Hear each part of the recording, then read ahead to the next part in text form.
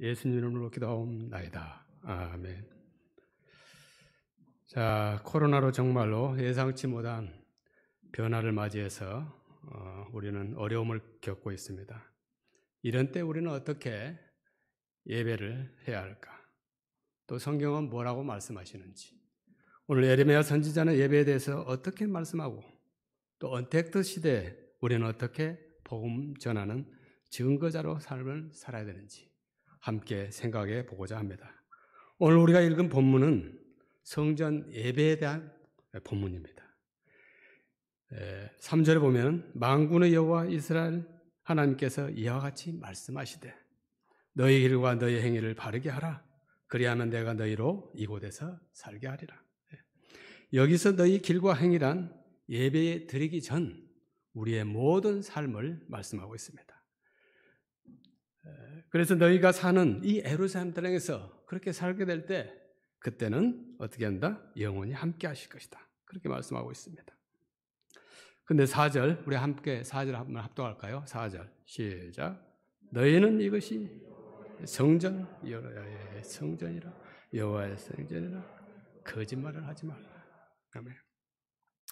자, 이 성전이 있는 한 우리는 절대로 망하지 않는다. 이 성전에서 예배하고 기도하면, 그리고 이 성전에서 기도할 때 하나님께서는 우리의 대적을 물리쳐 주신다는 말을 지금 거짓말이라고 말씀하고 있습니다. 그리고 이 성전에서 예배하고 기도하면 하나님께서 우리의 모든 대적을 물리쳐 주신다는 신앙을 가지고 지금 이스라엘 백성들은 하나님께 예배하러 올라오고 있습니다. 그런데 그 유다 백성들을 향해서 너희는 이것이 여호와의 성전이 아니다. 거짓말을 믿지 말라라고 말씀하셨습니다. 이것은 정말로 충격적인 말입니다. 당시 사람들이 도저히 받아들일 수 없는 말입니다. 왜 그랬을까요? 5절 너희가 만일 길과 행위를 참으로 바르게 하여 이웃들 사이에 정의를 행하며, 무슨 말입니까? 지금 유다 나라 사람들이 하나님의 말씀대로 바르고 살고 있지 않았다는 말씀입니다. 예배에는 크게 세 가지가 있죠. 오늘처럼 우리가 정해진 시간, 정해진 장소에서 이렇게 함께 예배하는 공동체 예배가 있습니다. 그리고 우리가 예배를 드리고 다시 밖으로 삶의 현장에서 나가서 드리는 삶의 예배, 생활의 예배가 있는 거죠. 그리고 개인적으로 큐티를 하며 하나님께 임재를 통해서 1대1로 드리는 개인 예배가 있습니다.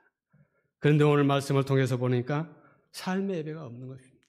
생활의 예배가 없는 것입니다. 그렇다면 우리가 유다 백성들의 이 삶의 예배였던 것을 바라보면서 삶의 예배란 무엇인가? 구체적으로 오늘 본문을 통해서 첫째로 정직하게 사는 것입니다.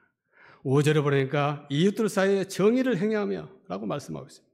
이웃들 사이에서 정의를 행하는 삶이란 법정에서 정직하게 증언하는 것을 말합니다. 당시 하나님보다 물질의 풍요를 더 우상시했기에 그들은 사람을 대할 때 모든 것을 물질적 기준으로 보았습니다. 그래서 유전무죄, 무전유죄, 돈이 있고 힘이 있는 부자에 대해서는 옳다고 판결을 해주고 힘이 없고 돈이 없고 어려운 고아와 가부 같은 가난한 자들에 대해서는 억압하고 압제했다는 것입니다. 그러니까 억울한 자가 없도록 거짓 없이 깨끗한 양심을 가지고 정직하게 살라는 말씀입니다. 두 번째, 우리가 생활 예배, 이 삶의 예배는 뭘까요? 사회의 약자를 긍휼히 여기라는 것입니다. 6절에 보니까 이방인과 고아와 가부를 압제하지 아니하며 무죄한 자의 피를 이곳에서 흘리지 아니하며 다른 신들을 뒤를 따라 화를 자초하지 아니하며, 사회의 약자를 구제하고 또 무죄한 자는 당시에 바르게 하나님의 말씀을 전했던 참 선지자들을 가리키죠. 당시 거짓 선지자는 어떻게 했습니까? 무조건 부자 되고 잘 된다, 그렇게 말씀했죠. 그러나 참 선지자는 성경대로, 성경 말씀대로 살지 않으면 망한다. 진리를 외쳤던 그런 참 선지자는 어떻게 했습니까? 죽였습니다. 그렇게 되면 안 되는데 그렇게 했다는 겁니다. 말씀대로 살지 않으면서 성전에서 예배하고 기도하면 모든 문제가 해결된다고 하는 것은 오늘 본문은 거짓말이라고 말씀하고 있습니다. 그들은 이 성전에서 기도하고 예배하면 하나님께서 모든 대적을 물쳐주시다는 신앙을 가지고 예배하러 왔습니다. 맞는 말입니까? 반은 맞습니다. 그러나 오늘 설교 제목처럼 그러나 이 만일을 기억하는 여러분 되시기를 바랍니다. 만일. 역대하 7장, 저는 지금 역대하를 지금 묵상하고 있습니다. 역대하 7장 14절에 보니까 내 백성이 그들의 악한 길에서 떠나 스스로 낮추고 기도하여 내 얼굴을 찾으면 내가 하늘에서 듣고 그들의 죄를 사하고 그들의 땅을 고칠지라. 할렐루야. 고칠지라. 그런데요, 19절. 그러나 만일. 오늘 설교 제목이죠? 설교 제목부터 나가네. 그러나 만일. 너희 앞에 둔 내 율례와 명령을 버리면 20절. 너희가 준 땅에서 내가 뿌리채 뽑아버리겠다. 내 이름을 기하여 거룩하게 한 이 성전을 내 앞에서 버려버리겠다. 모든 민족 중에서 속담들이가 되게 하겠다. 수치를 당하게 한다는 거죠. 예배가 중요하지 않다는 것 아닙니다. 기도가 중요하지 않다는 것이 아닙니다. 예배 드리기 전 우리의 삶, 하나님이 보시기에 바르게 돼야 한다는 것을 말씀해 주고 있습니다. 그래야 너희가 이 땅에서 영원히 복을 받고 살게 될 것이다 라고 말씀하고 있습니다. 시편 1편 너무나 잘 알고 있는 말씀 아닙니까? 맞습니다. 복 있는 사람은 그 뒤에 뭐가 나오죠? 악인의 깨를 따르지 아니하며 죄인의 길에 서지 아니하며 오만한 자의 자리에 앉지 아니하고 어떻게 합니까? 오직 뒤따르는 거죠. 삶이 뒷받치는 거죠. 그런데 유다 백성들은 어떻게 했습니까? 하나님을 섬기는데 그 하나님의 백성으로서의 삶을 살지 못했습니다. 그 구절이 오늘 8절에서 10절까지 있는 말씀입니다. 함께 읽으면 시간이 많이 가기 때문에 쭉 훑어만 보세요. 이 8절에서 10절 말씀은 뭡니까? 길과 행위는 바르게 하지 아니하고 도둑질하고 살인하며 간음하며 거짓 맹세하며 바알하게 분향하면서 온갖 못된 것은 다 하면서 구원받았다고 노래하면서 춤추면서 할렐루야 이렇게 외치고 있는 겁니다. 놀렐루야죠. 놀렐루야. 참 기가 막힌다는 것입니다. 마지막 11절 우리가 함께 같이 읽도록 합시다. 마지막 11절 시작.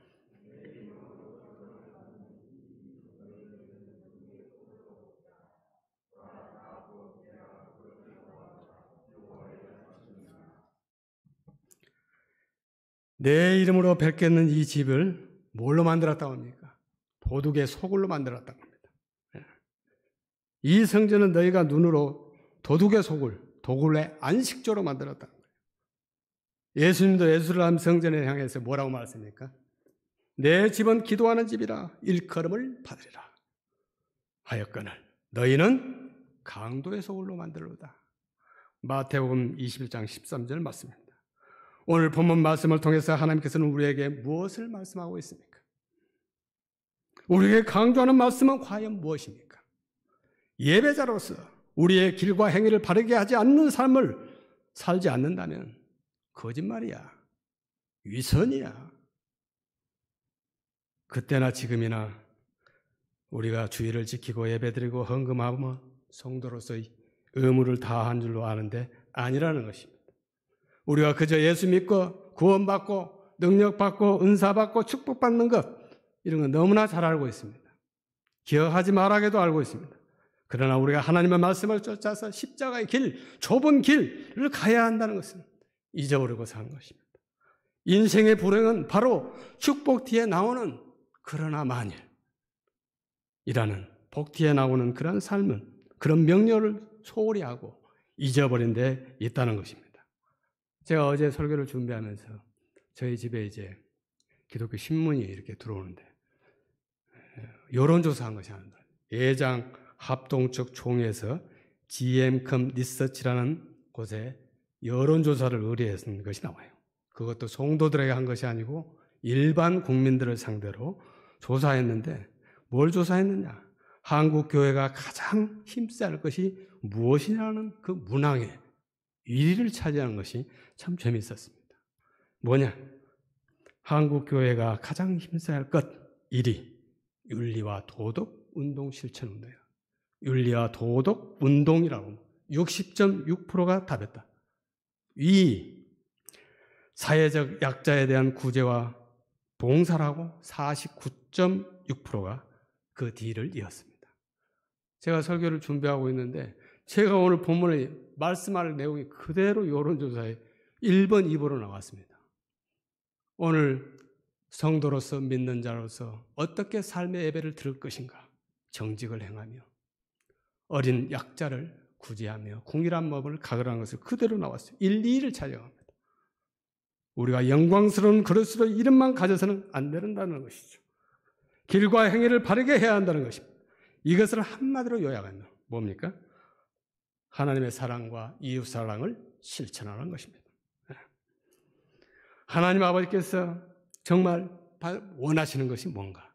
그리고 이 팬데믹, 비대면 시대에 우리는 어떻게 복음을 증거해야 할 것인가? 오늘 제가 아침에 또 묵상, 역대하 9장을 묵상하는데 그 내용은 이렇습니다. 솔로몬 왕이 온갖 부귀영화를 다 받았지 않습니까? 이 소문이 장안에 확 들렸어요. 저 멀리 스바 영화까지 들렸어요. 그래서 스바의 그 소문을 듣고 과연 이것이 사실인가? 그래서 찾아왔다는 얘기예요. 찾아와서 보니까 그 소문보다도 놀랐다는 거죠. 그래서 이방 여왕인데 어떻게 합니까? 하나님을 찬양해버려요. 그래서 제가 이것을 보고 지금 우리는 어떻게 살아야 할 것인가? 복음을 어떻게 전할까? 여러분 다 마스크 했잖아요. 복음을 어떻게 전합니까? 우리 삶이 복음이 돼야 될 줄로 믿습니다. 그래서 네가 믿는 하나님이 뭔가 알고 싶다는 거죠. 그 하나님을 찬양한 겁니다. 누가요? 이방인들이. 우리는 삶으로 하나님께 영광을 돌려야 됩니다. 삶. 저는 행위 구하는 자가 아닙니다. 그런데 성경에 분명히 말하는 것은 여기뿐만 아니에요. 제가 신명기 28장 너무나 여러분 잘 알죠. 1절에서 14절까지 복음 다 쏟아냅니다. 들어가도 복, 나가도 복, 들에서도 복, 온갖 복은 다 하는데 15절. 그러나 만일 그렇게 하지 않으면 어떻게 된다고요? 꽝이 아니에요. 없던 것이 아니에요. 뭐예요? 저주가 장장 68장까지 이어졌다는 사실. 놀랐습니다. 그것뿐만 아닙니다. 창세기는 어떻습니까? 아담과 하와에게 놀라운 복을 줬죠. 그러나 그 한 가지, 만일 그렇게 안 해야 할 때는 어떻게 한다는 거예요? 꽝이 아니다니까요. 정령 죽으리라.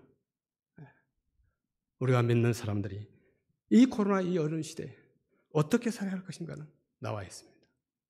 왜 우리가 마스크를 썼는지, 말을 하지 않고 또 예배를 어떻게 건드는지 다 나와 있습니다. 이제는 뭘 요구하십니까? 너희의 그 많은 수많은 예배, 제사 이게 문제가 아닙니다. 기도, 찬양 그게 아니고 삶으로 그리스도라는 것을 삶으로 보여달라는 겁니다. 그래서 이 시대에 우리는 정말로 잃어버렸던 모든 것을 다 회복하기 위해서는 하나님의 약속의 말씀을 살아내는 훈련이 필요하다고 믿습니다. 이런 은혜가 여러분 모두에게 임해서 우리 모두가 다 축복의 통로가 되시기를 주님의 이름으로 축원합니다. 하나님 아버지, 이스라엘 백성들이